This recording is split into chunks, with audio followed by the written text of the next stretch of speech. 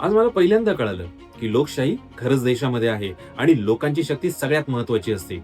गोष्ट तुम्ही सर्वजण ऐकताय, मी ती परत रिपीट नाही करणार. माधुरी हत्तीनीची, जी कोल्हापूरमध्ये वंताराला गेली. पण यानंतर जे घडलं ते सर्वात अमेझिंग होतं. कोल्हापूरकरांना त्यासाठी माझा सलाम.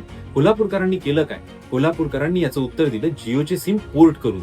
आणि त्यानंतर अंबानींच्या विरुद्ध वेगवेगळे होल्डिंग्स लावून ह्या गोष्टीचं लोन इथपर्यंत पोहोचलं की वंताराचे अधिकारी आता कोल्हापूरला पुन्हा एकदा व्हिजिट करणार आहे. त्यांनी तयारी दाखवली की माधुरी हत्तीन परत कोल्हापूरला आणली जाईल. पण यामध्ये एक प्रॉब्लेम आहे, तो म्हणजे सुप्रीम कोर्टाच्या जजमेंटचा.